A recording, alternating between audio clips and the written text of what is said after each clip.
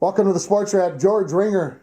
This is a new angle from George's house. I think we've always been a little different angle, so I feel like the producer, my wife, she arranged it and moved her puzzle. Anyway, she was in this room with the puzzle. She was in this room with the puzzle, and so anyway, we're on sacred ground then, kind of like with where the puzzle's. It's sacred. That's for sure. It's Fat Tuesday. It's the last day in January. It's a Friday afternoon, and we finally aren't doing this on a Saturday morning. No, because we could fit it in. So I just watched Eli get done playing hockey for the first time in 3 weeks. So he had their home hockey playoff tournament, and they got beat 7-1 by Emo, and the Emo kids were mean.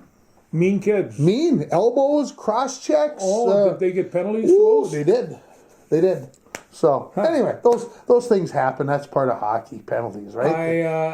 I guess it is. I was watching UMD last weekend, and there were some penalties, but it was a good series.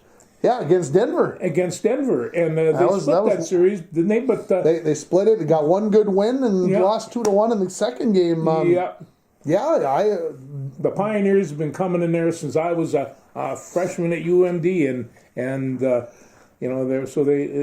Denver is not what they have been in the past couple of years. Denver's been a power, a force. Not to say that they're not good, but they are not the team that they have been the last couple of years. That's what happens when you're national champions and things cycle out and you maybe don't get the kids back. Ask UMB. They were there. It happens all the time, and like this weekend, St. Cloud and North Dakota are going to be playing. And it's like all of a sudden they're scrambling to try to make the playoffs, and they both have. For North Dakota and for St. Cloud, these are kind of just so seasons, and they're hanging in there. And all of a sudden, I sat and I watched UMD, and they haven't had a particularly good season, but they seem to be gelling a little bit. I think they're coming together. I think the parts are coming into place. That's a good sign against Denver, who's ranked.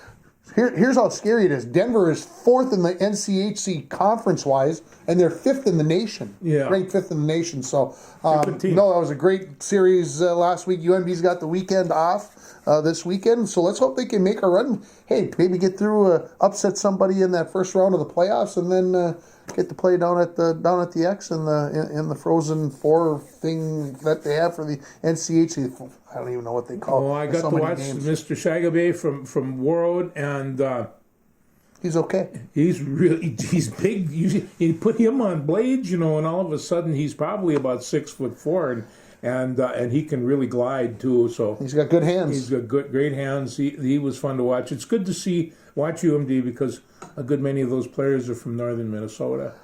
They are big contingent of Hermantown players. A big contingent on that team, and we haven't got down to watch them very often. Eli is anxious to try to get there, and I told him, I said, well, if you would just retire from hockey, we would be able to go down and watch. But I don't suspect that that's going to happen anytime soon. He's got football the first thing on his piece of paper over here, so let's talk about football. I started taking some notes when the playoff games were happening last week, and the first thing was Saquon Barkley is on steroids. That was the first thing you wrote down? No, because nobody's had a knee replaced. I heard he has a cape, but KC and Buffalo. Now they ran. Now you got the Buffalo has this quarterback, 6'5", 240 something. He's big, he's strong, and they're trying to do this quarterback plow. Yeah, and they couldn't do it for 3 or 4 times, and it's kind of like, and I never did like the play. I think it should be outlawed. That's a throwback to rugby. The tush push? Yeah, the tush push. I agree. And they couldn't tush push past anything on account of Kansas City. They got pretty good defense, too.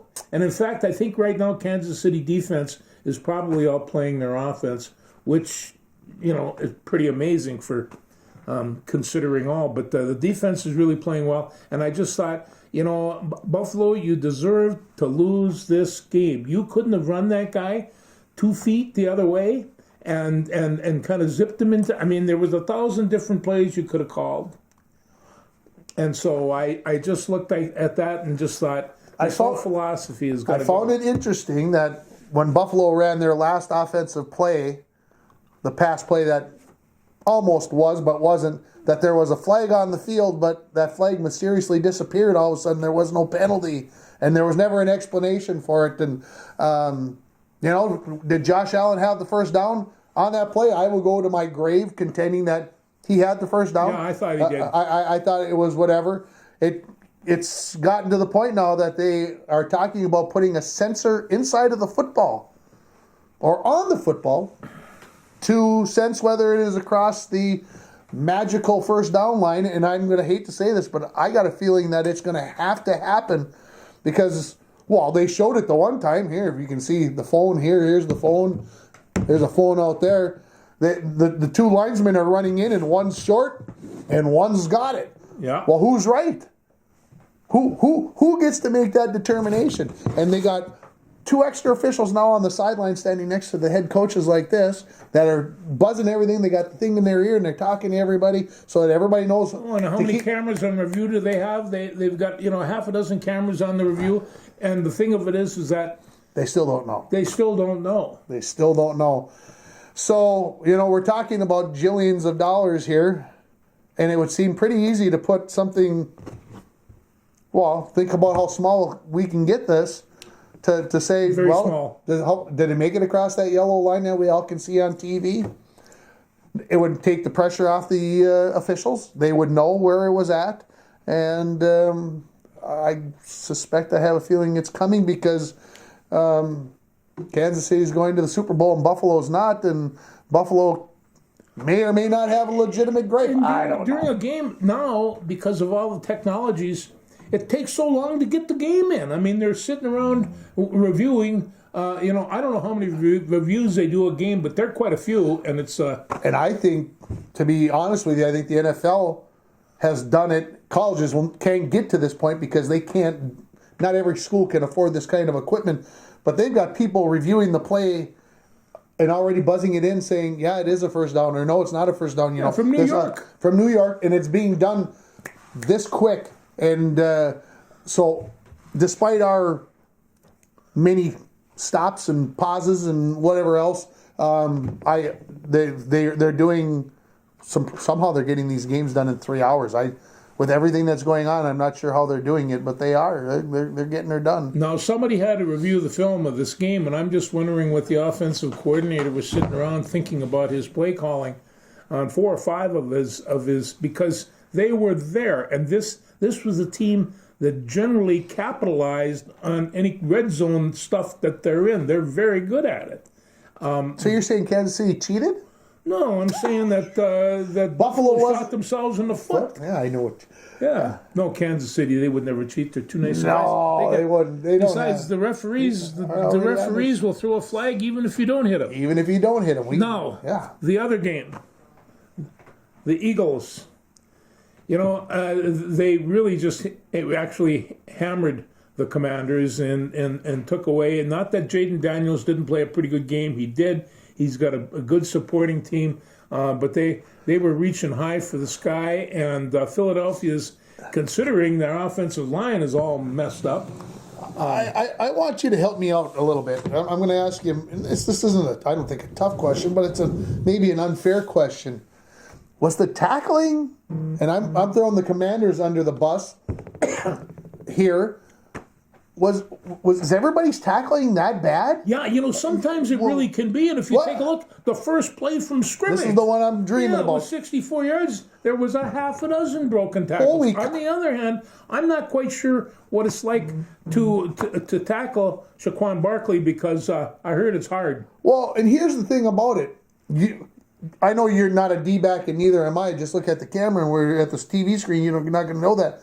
But when you're a 180-pound cornerback or safety, which on that first play I'm thinking about, and you're taking on Saquon Barkley, who's 220, 225, 215, somewhere in there, and you're trying to tackle him here instead of here? No, that's... Well, what did you expect? We were taught that you went down and you got the guy. If you got somebody, are they afraid they're going to get hurdled? No, but Saquon doesn't hurdle people. does he? No. I'm just saying it's a whole lot easier to bring them down than get smacked in the head by a shoulder. And it's and I got them both, and I kind of like to get at the waist or below and suck it in and hang on as much Well, as I could. I mean, to me, that's the problem. I mean, that's quote unquote what caused the problem, for lack of a better term. I mean, I don't know. I said the tackling. Maybe that's why Barkley had 2,000 some yards this year, because nobody wants to tackle him. And I'm going to bring this up because it's been brought up.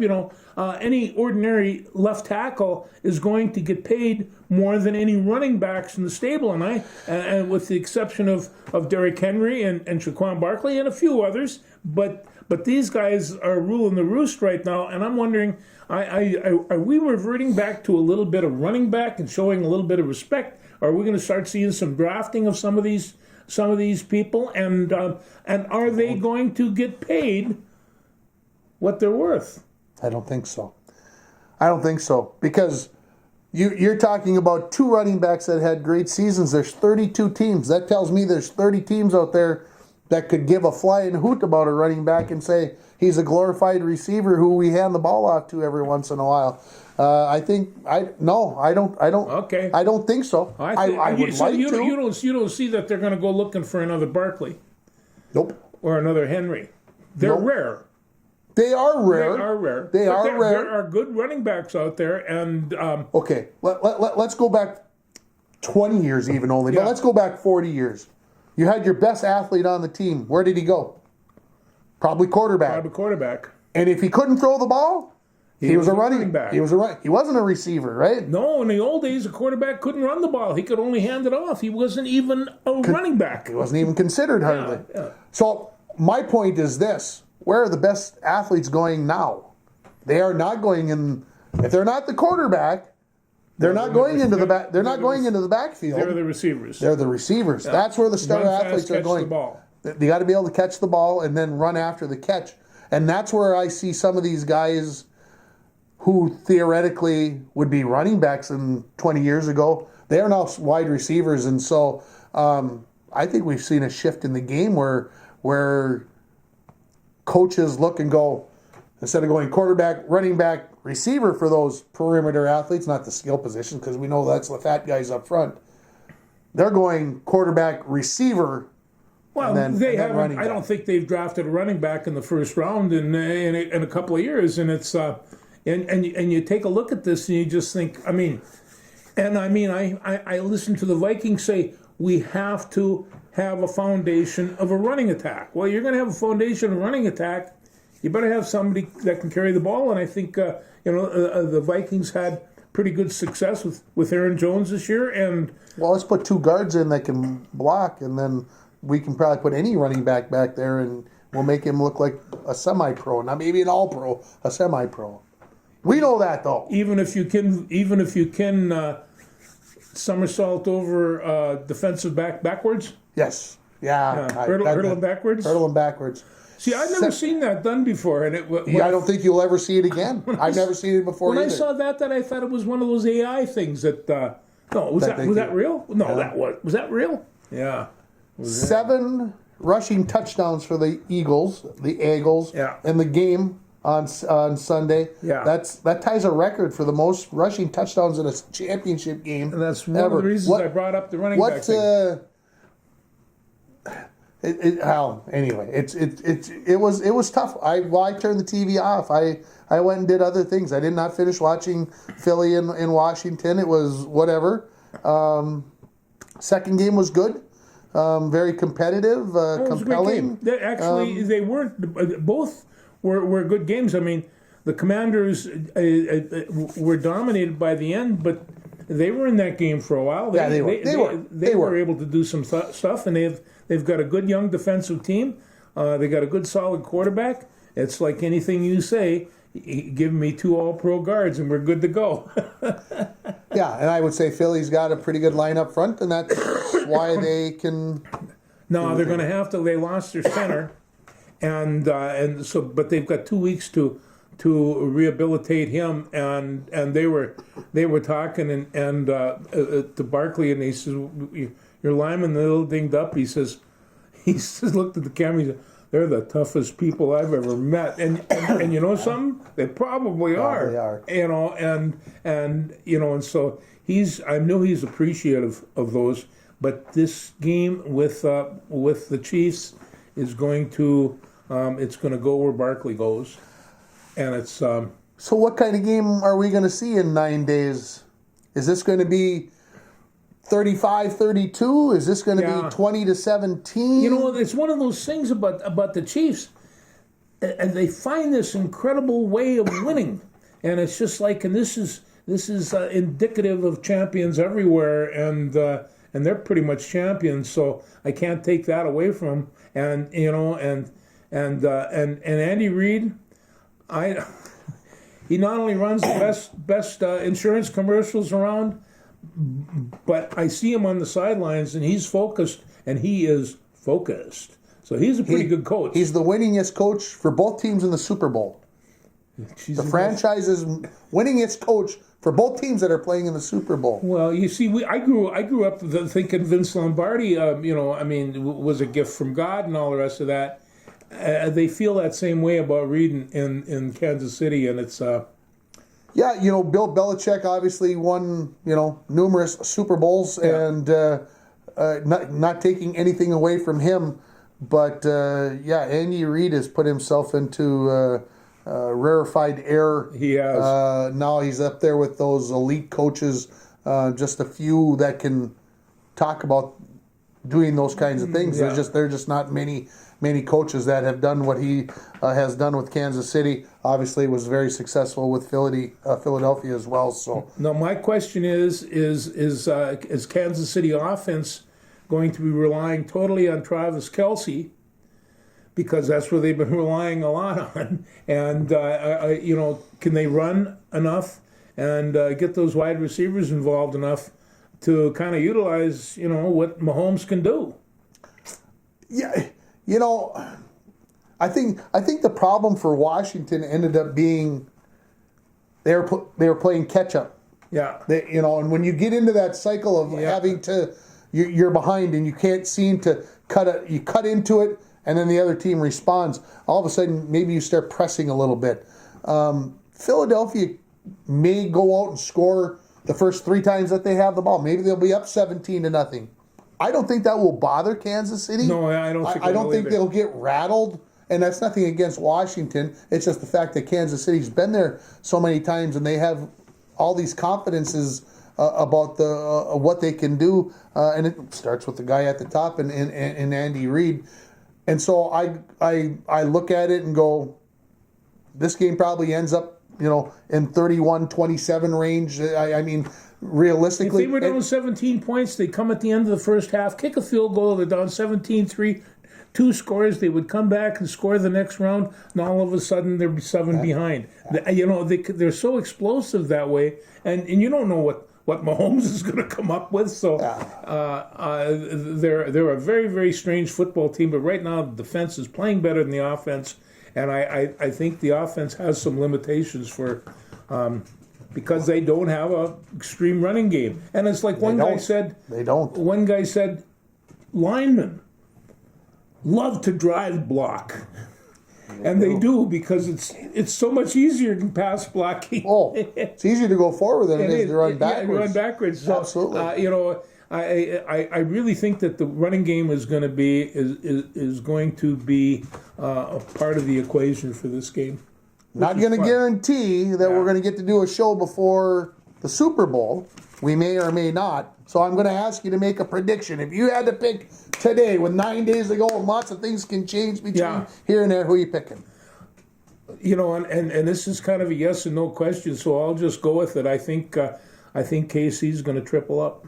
Okay. I'm going to say Philadelphia wins, as much as that pains me to say. I think they do sneak it out by about that 4-point margin, something at the end, and that's who I'm going with. On the Michael Rand show, they talked about the Super Bowl, and there were none of those guys that was happy with Philadelphia. They're still mad about when I am. I still am. But no, I think Philly finds a way, and we'll see what happens. Well, What do you want to talk about next? Let's talk about the Minnesota Gophers basketball team. Interesting choice. Okay. Yeah. They play tomorrow at 11 o'clock in the morning, or noon, I guess. I want to thank you for letting us do the show here so I don't have to eat that dart that I promised last week if they beat Oregon. And they beat them. And they beat Oregon. And they beat Oregon. What the heck? Isn't that what Vince Lombardi said? What the hell's going on here? Around here. Yeah. That's what I got to say. Jeez. You know, so it's kind of like, and I talked to the guru down in the cities, is this going to save Ben's job? And he says, I'm going to tell you what happened. He says, down here in the campus, they decided that they'd go after a really highly qualified women's basketball coach, and they did, and they're reaping the benefits. He says, there's people down here talking that even if Ben wins a game in the Big Ten tournament, that might not do it. On the other hand, there's those that say he has taken this team from literally nothing, lost his entire team, and it's taken a while. His team right now has had very little, with the exception of Garcia and with Parker Fox, any Big Ten experience at all, or little Big Ten experience. And you've got 26-year-old Parker Fox and 18-year-old or 19-year-old Isaac Asma, and this is a wide-ranging team, and you can just kind of see that it is melting. Now, hey, if you haven't had a chance to see Garson Garcia play, do it, because if he gets hot, he is about as much fun to watch. And then there's some of my other favorites on there. Frank Mitchell, he's a great big lumberjack type guy, and he is not afraid of contact. And there's another Mitchell that could shoot, and it's just a real unique team. So, but I think they're coming along. They got Washington, which is kind of that's not the doormat. The doormat. That where the Gophers were supposed to be. Where the Gophers are supposed to be, but it's now it's like, well, the last game against Oregon, they drew 11,000. They had about 8,000 there for the Michigan game. Then they went down and beat Iowa, and then Oregon came back up. Now they took it in the chin against Michigan State, but they didn't actually get blown out until a little bit later. But sounds like Michigan State might do that to a lot of people this year. Michigan State's a pretty good team. I think when we lost to Michigan State back in early December, everybody was kind of like, "Oh my God!" Yeah, and one of their they're no good anyway, and we still lost by 35. Michigan State, they might be the best team in the Big Ten. Well, I think that maybe that's true. So, but they got Michigan. They had Michigan, Iowa, and Oregon at home, and they beat all those. I think they could finish. They might be able to finish with 7 or 8 Big Ten wins right now. You're talking maybe 0 3-4 weeks ago. Yes. So we're all shocked, and we're all kind of wondering what happened to them. And, right now, Parker Fox, bless his soul, he's in his eighth year. That's double up your original commitment, yeah. But he's had a lot of injuries, and he's really quite a guy. And he's been playing out of his tree these days and coming in. And when he falls apart, they yank him and put big Frank Mitchell in, and he knocks people around. He's my kind of basketball player, that's for sure. So they're a fun team to watch, so that's what I'm going to be doing on Saturday. Now, tonight at 6 o'clock, I hate to just bring this up, but as long as we're talking about what are you going to watch, 6 o'clock, Penn State and Iowa wrestling duel. Ooh. And then we got to get out of here. We got to get going here. Well, this is one of those things where they have on the Big Ten Network on Friday, they have outstanding wrestling, and this weekend they've got 2 duels on Friday, 2 duels on Saturday, and on Sunday at 11 o'clock in the morning. 11 o'clock, my breakfast is hardly even digested, and the Gophers are going to take on, I can't remember who the heck they're going to take on, but okay. Well, you might have changed my weekend of whatever. Eli will probably screw that up with his hockey. I know. Well, I'm probably going to fit that. Rutgers comes, and Rutgers is going to be a good contest for them. Yeah, it'll be a good match. Yeah. Okay. Well, there you go. Now, so we got our wrestling update. The Gophers did win on Sunday. We talked about on Saturday that they had beaten Wisconsin. And then they was it Northwestern on Sunday? This past Sunday? They were Northwestern, yeah. And they hammered them up pretty good, but. You've got Max McKellen. Redshirted freshman, 184 pounds. This guy is going to grow into a Greek god. And after Gable Steveson leaves, there's still going to be people pick up the pace. Those guys are going to be wrestling on Sunday, and they're worth the price of the ticket right there. So it's one of those things where Gophers men play at what time tomorrow? You have it written down noon. there. It's at noon on BTN. BTN. All this stuff's on BTN for a change. You don't have to run around and try to find who's doing it. I'd like to talk about Gopher women's basketball. Let's talk about that. So, we talked about this last week that they had gone 1-1 and went one spot up in the rankings. Yes. Last night they went out to L.A., our favorite town, George and I's place. Our kind of town. We lit it on fire. We can't say that. My God, they burned our town. Get in trouble. No, the Gopher women went out and took on USC, who's a top 10 team. Yeah, they are. And they handled themselves, I think, pretty well. Lost 82-69. 82-69. On the road against the team that's, like I said, in the top 10. And then they're going to take on number 1 UCLA on Sunday afternoon. Number 1 in the nation. And and I tell you what, it's kind of like one of those things, and I learned this a long time ago coaching wrestling. If you're going to improve, you got to play the best. And it's you got to, I suppose early in the season you can play against smaller schools and all like that. But if you want to improve, and I think that Gopher Volleyball did it, they went after, and they have for a number of years, they go and they play the best teams that they can play, and they're not going to win all those games, but they're going to be prepared when the playoffs come. And that's if you avoid those kind of teams, and some teams do, they just, I'm 17-0. Yeah, well, who'd you play? Yeah, like Gonzaga, Betsy, are you watching? Sorry, I had to say. So, but I might get this. So I may no longer be the favorite child anymore after I just said that out loud. That's all right. But sorry, Mom. They're going to play. They're going to play it at 2:00 on Sunday, and that's on BTN as well. Jeez, it's a crazy Gopher weekend. It's a crazy Gopher weekend. They'll probably get Gopher men's hockey on in there someplace too. So. You never know. Well, that's been a consideration because I don't think that Gophers men's hockey is. They were going to go and overpower everybody, and they just haven't done that. Michigan State put a little real bad kimp on that. We talked about Game 1 last Saturday on our show. Didn't get much better, I believe, on Saturday. No. So, hey, Mama said there'd be days like these. Speaking of moms, Mama said there would be. It's a terrible thing, when all these guys, coaches, are looking for. All I want to do is keep my coaching job. God, to a guy that loves to coach, it's amazing what he'll do to keep his job. Yeah, in the middle, okay. But some of those guys, it doesn't even matter because somebody's going to come hire him 2 months later and say, "Well, you're the savior, right? You can help us." Well, and you know what I mean. And somebody was saying, they says this is something, and I don't want I'm probably sticking my mouth into it, but it's like they were talking about, the superstar of the Gophers. And how he turned down a lot of money to play this extra year with the Gophers, and then somebody said, but he was reimbursed well, and so and that's of course Dawson Garcia. Dawson Garcia has shown this year that he can play in the NBA. Yeah, he can. Somebody's going to snarf him up in the top. Yeah, I don't know. My prediction is probably in the top 20, 25. On any given day, he's a Big Ten caliber first team, and and he's got that great shot, and he doesn't look next to those trees like he's that big, but he's 6'11".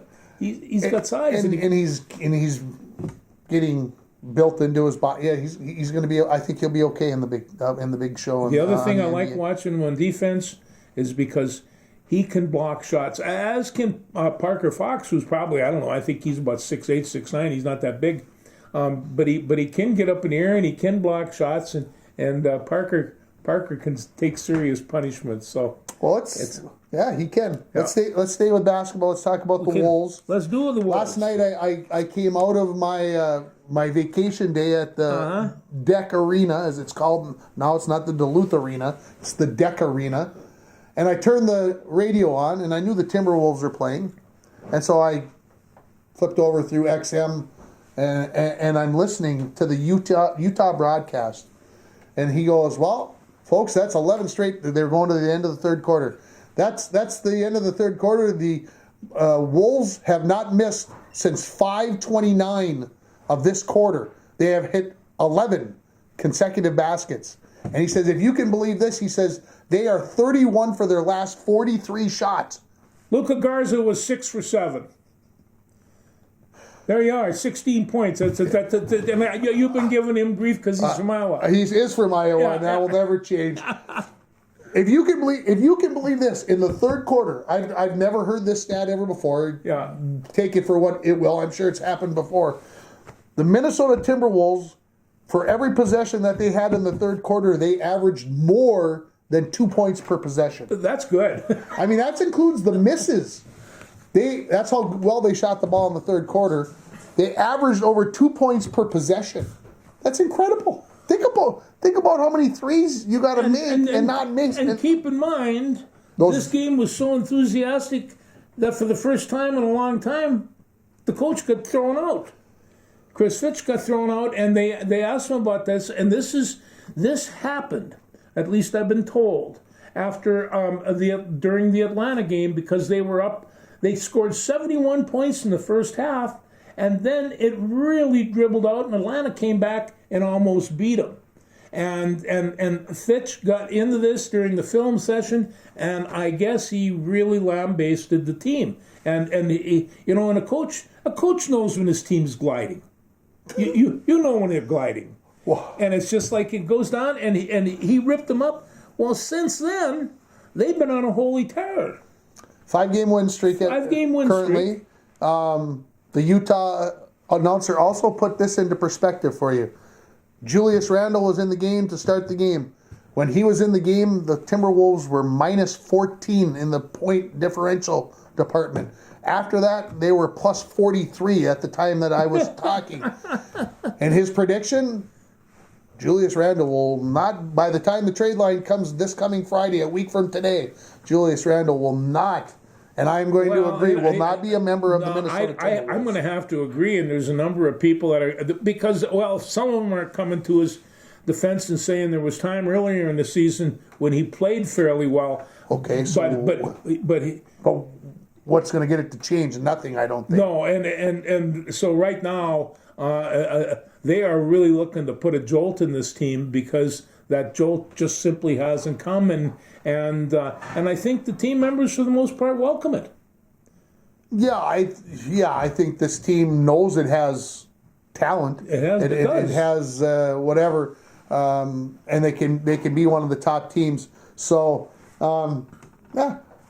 Maybe I'm hoping more that Julius Randle will be gone, maybe than knowing that he's going to be gone. But if somebody will take him on, I mean, Jimmy Butler is the same problem for Miami. So this came up where, aren't you glad Jimmy Butler's not? Yeah. No, we don't want Jimmy Butler back. It's one of the things where no, we don't. Can we just trade them for each other and then cut them both or something? Yeah, I don't know. I don't know, but there's I mean, I'd love to see Julius Randle turn it around. I just don't think it's going to happen. I think he's I don't think it is. Either. I think he's in his winter of discontent. He's in Minneapolis, going, Jesus, I was in New York City and now I'm in Minneapolis. And, when Senzia comes back, I'm not sure when that's going to happen. But I think that's the reason why. I think that's the reason why. Part of the reason why. And this Clark is coming out of. Where the heck did this guy come from? Will we coming after an Achilles injury, and that takes forever to come.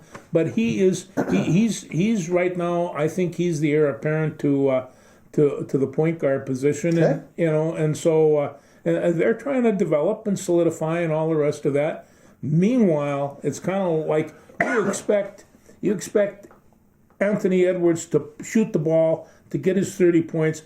I want to see him take the place of Towns in the defense, where he's blocking shots, where he's hounding those people, because he can play. I mean, in that short perimeter defense, how the hell would you like to shoot over him? It's just he's such an incredible athlete, and I've seen this especially when he's playing in the Olympics. Big talking. So it's they're going to rely on him as being the leader of this team.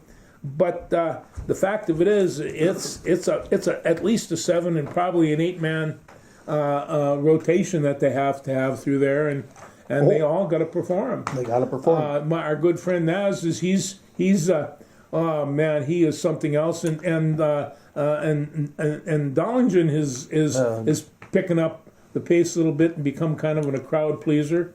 Yeah, and the Wolves have been going through a little illness. I know they've been picking guys here that haven't, but yeah, things are going well. Dillingham. Yep. Yeah.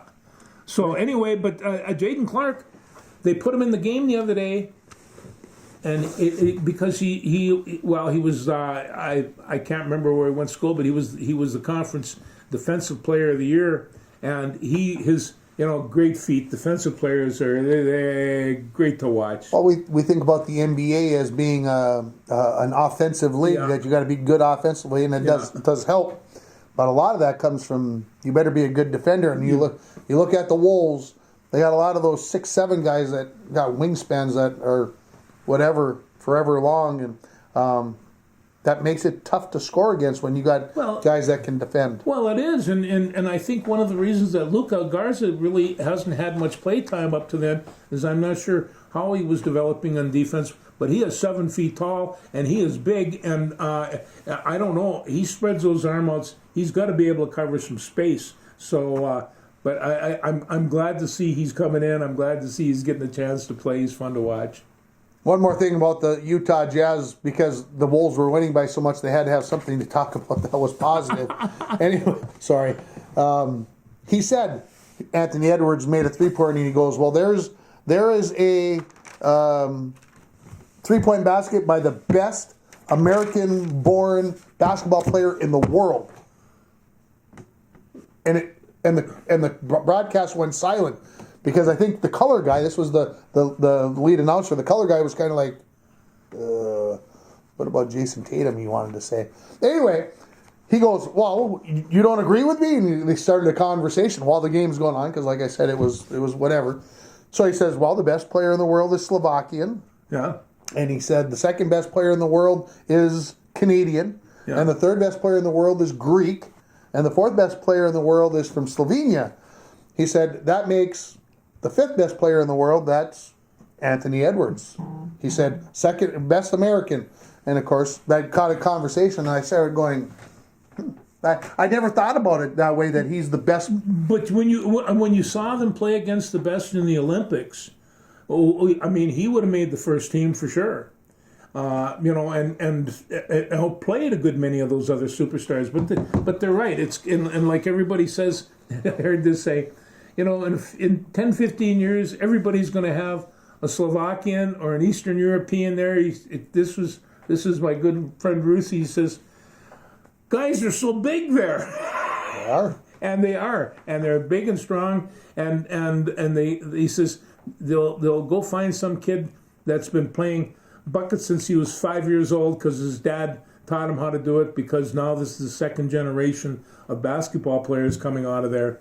And, so this is kind of the way it's going. But Anthony Edwards, boy, it's hard to top him right now. The only Magic in his day, and he could be a young Magic. And not a young Mike? Well, he could be a young Mike, too. I mean, I was just thinking, of all these people, who's still your favorite basketball player? Elgin Baylor. Everybody knows that. So, wow. Yeah. Before I was born, Elgin Baylor. Before I was born. Yeah, you would have liked him, though. All right, let's move on to your Minnesota Wild. Hey, they have the best road record in the NHL.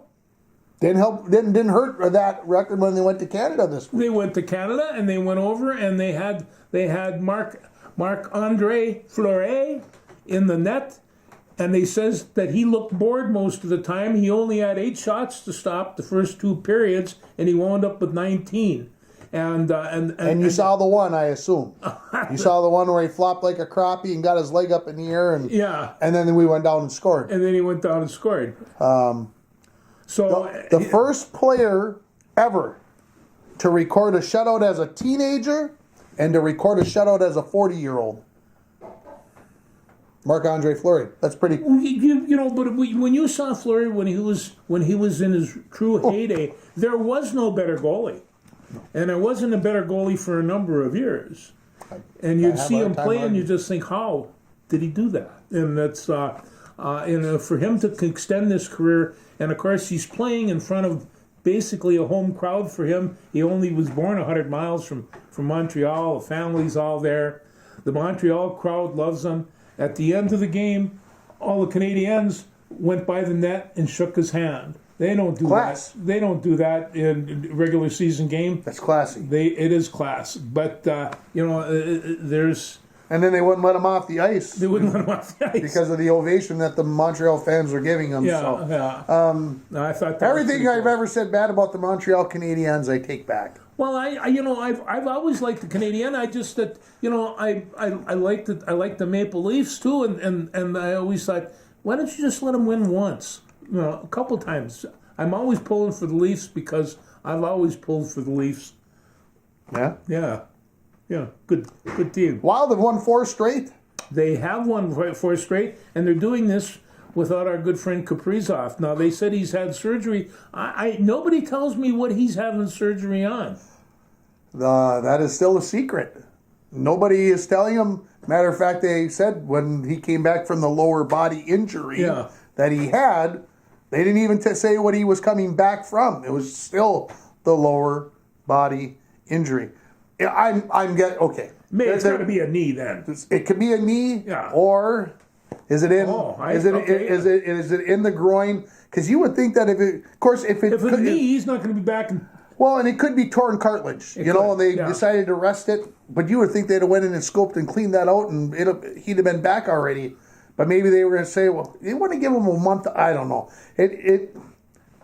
Of course, if you start talking those groin injuries, you don't come back from those in a month. So it's probably got to be a knee, and like I said, it's got anyway. Well, it's unfortunate. I'm glad that he's coming back sooner rather than later, though. If the Flower only had to do 19 saves, number one, the defense is playing pretty well, and Montreal could partially be that bad. They partially could probably be that bad. But anyway, good mixture. The Wild, they are right now they're 31-17 and second in the division. In the division, okay, behind good old Winnipeg. Jerks. I mean Jets. Sorry. Did that come out that way? Yeah. I see you got the Frost written down there. What do you know about the Frost? Well, they're in second place and they won again last night. They are overtime win, overtime loss, and loss. I mean, you get paid for all those, And so they 5 wins, 4 losses, 4 overtime wins, and 2 overtime losses is their record. So they're 9-6 really. Yeah, I guess they're 9-6 really. Anyway, they're second in the division and they're playing real well. They had they beat was Montreal the other night that they beat, and this was the lady that got the winning goal was her birthday, and so the whole crowd sang happy birthday to her, and everybody seemed to have a good time. But hey, if Minnesota can't turn out a good women's hockey team, where's it going to go? So. I agree. I expect that the Frost is going to be successful. Yeah, I had to cover the Frost. There you go. Let me see if I have anything else in my connotes. Well, I'll talk a little curling while you're looking through your connotes. Yeah. So I took a day off yesterday, went down and watched curling at the Deck Arena, U.S. National Championships. So as I'm walking up, it's almost 10 a.m. Was the starting time. So it was about 9:45. And all these rugrats are getting off school buses. 10, 11, 12 years old, 9 years old, I don't know. I'm like, they're not coming in to watch curling, are they? Oh. They are. About 500 of them. Oh, my Lord.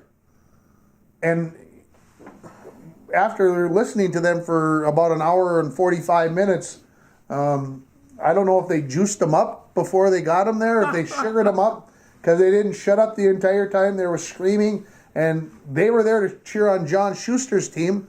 And so they were cheering, "Let's go, Schuster!" And then, "Let's go, Schuster!" So they're fully aware, and they are aware of the nuances of this game. No, they were just there that they knew that they were there to cheer for John Schuster's team.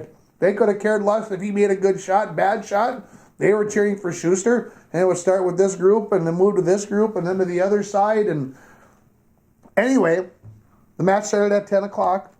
The matches got done about 12:45-ish. At noon, there wasn't a kid under the age of 12 in that building. They all went to lunch. And all of a sudden, it was quiet. And it was like, oh. John Schuster finally yelled to his team, I can't hear you. You're going to have to come and talk to me. Because he pointed up at the kids. I can't hear what you're saying. Because they were cheering and cheering and cheering and cheering and cheering.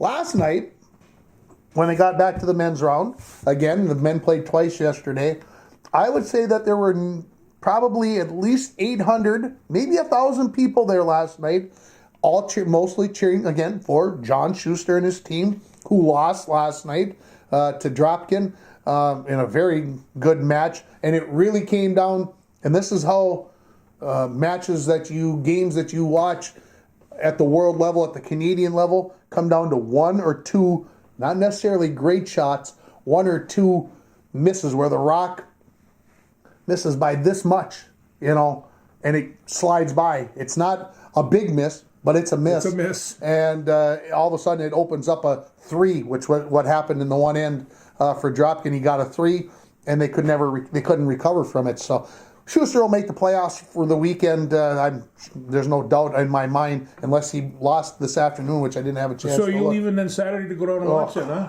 Jeez. Don't tease me, George. I got to wondered. stay home and watch my son's hockey tournament. I mean, otherwise I'd be going to the Target Center tomorrow, and we can talk about that in a second, why I'd probably be at the Target Center tomorrow instead. But having said all that, 3 matches of curling, men, women, men, walked into the deck at 9:45, and I walked out of the deck at 9:45. So it was a full 12 hours. Full 12 hours. You can do that. They had some break, in between where they resurfaced, and so I took full advantage of the first one and napped right there in the old seats. Just took a nice nap, and then second one I had supper and answered emails and phone calls and all that other stuff. So I even had somebody tell me this morning, I thought you were taking a weekend off, and I said, no, I took yesterday off. I said, don't I look refreshed? And the person said, yes. You do? I said, well, I didn't get to bed till 12:30 last night, because that's what time I got home. And I said, but here we go. I said, I do. Honestly, the day off, it was nice. I enjoyed it. Don't anybody judge me on this. I sat by myself. I didn't sit close to people. I talked to a whole bunch of people till they started coming around me. I just kind of got to watch and listen and relax. It was. Some people might say, you watch curling for 12 hours. Yeah, it sounds like walking into a good blues bar. I mean, it's you just got to absorb in. No, and if I know you love it, and it's. And if you're into curling and you like watching curling, I was never wrong the whole time I was having a conversation with myself. They should have done this. They should have done that. And the best part is when you make a prediction about what they should throw, and then you see the skip call that same exact throw. That's a good feeling. Curling is complex. There's so many ways to go about it. Anyway, it's on. If you want to watch it, it's on the internet. Get out there, go to U.S. National Curling, look it up on your browser, and boom, there it comes with the standings and videos. And Chris Plies, who used to be the third for John Schuster's team, his wife was sitting off to my right last night, and she was complaining. She goes, yeah. He's coaching one of the women's teams, and then he's broadcasting during the men's. So she says, I haven't seen him in like 3 days. He's never home. It's one of those things about sports where the guy says it's addicting and you're an addict. Well, how many sports are like that? And it's just, especially, and I've seen this about curlers. They get into it. They love it. It's very social. It is very social. And there's anyway. It's a great game, and I'm glad that they're having it in Duluth.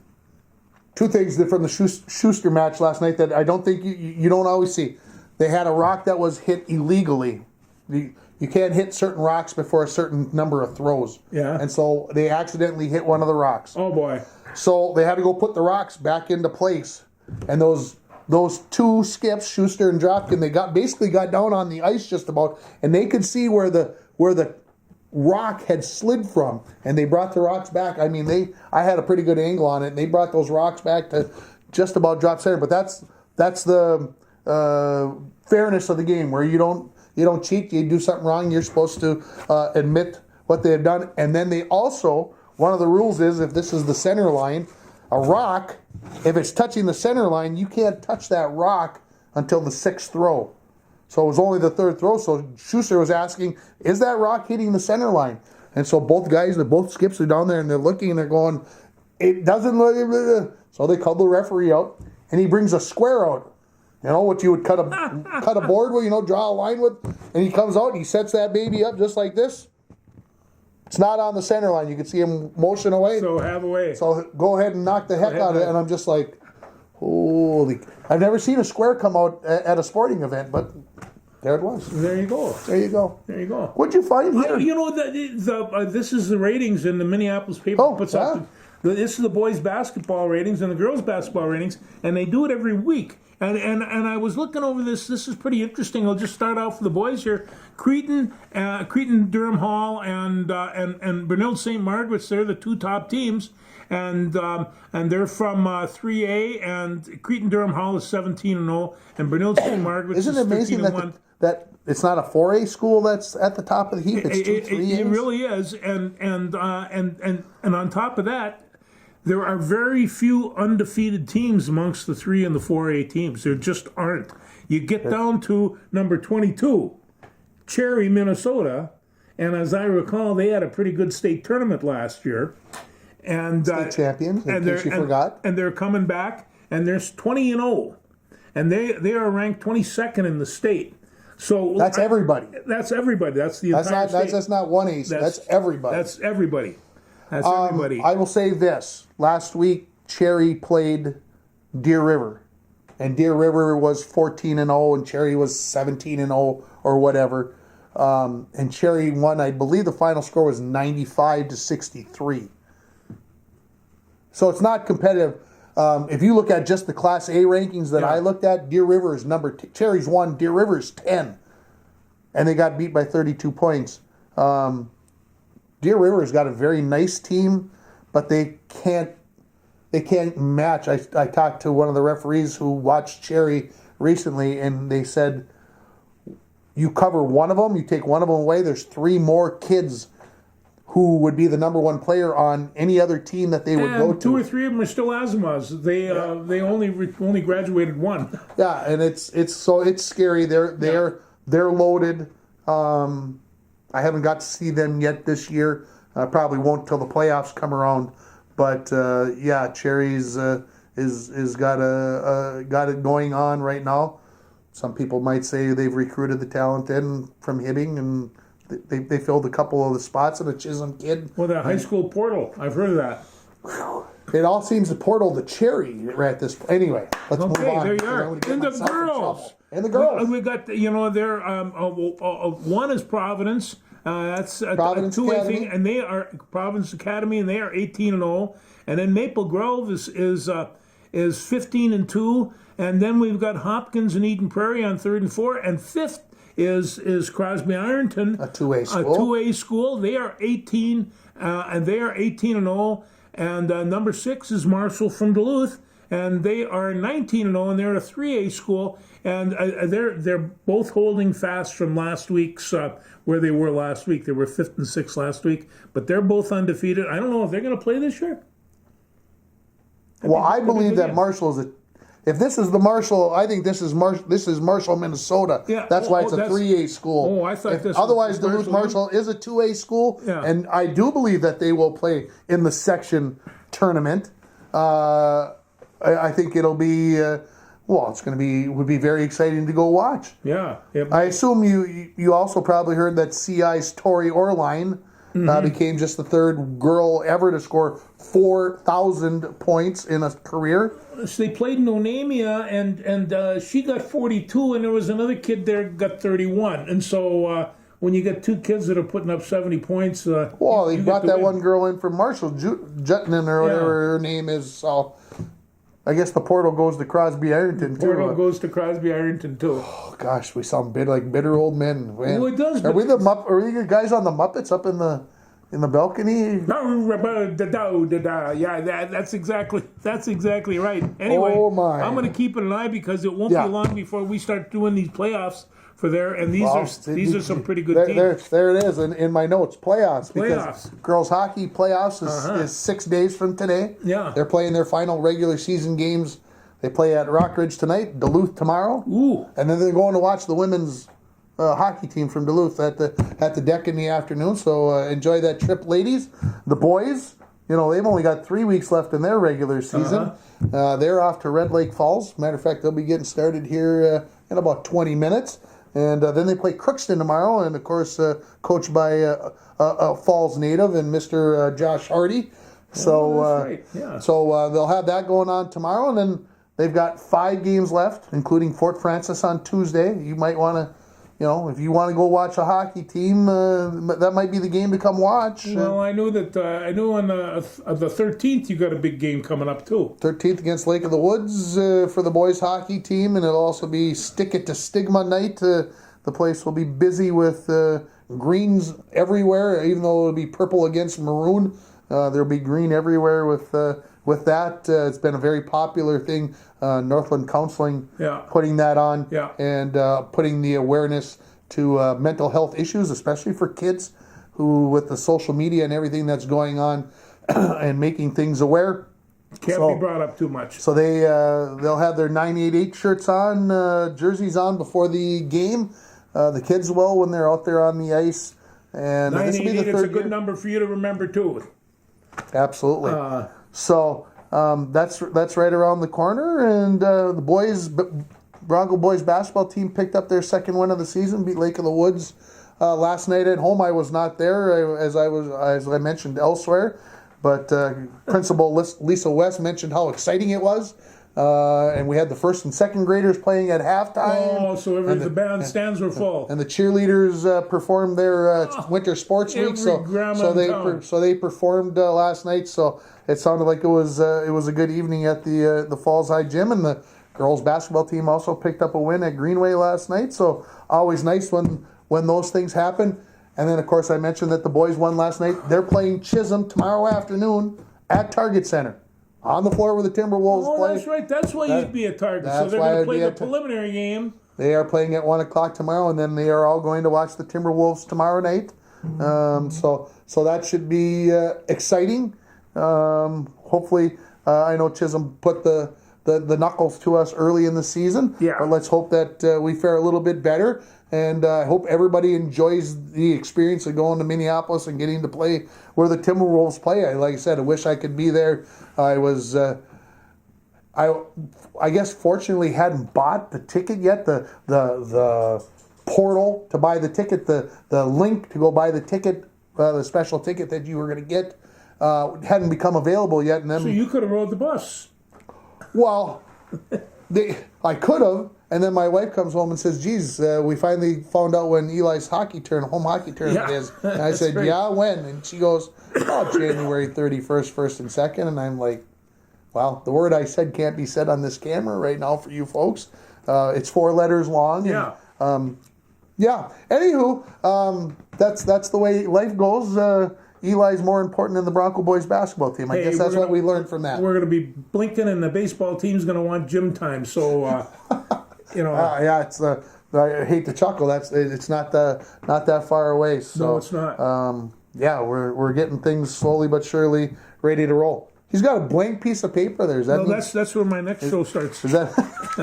That'll be the next I thought maybe that meant we're so lucky to have this time together just to laugh or sing a song. Yeah. Things just get started, and before you know it, comes the time we have to and just like I was given by a friend of mine.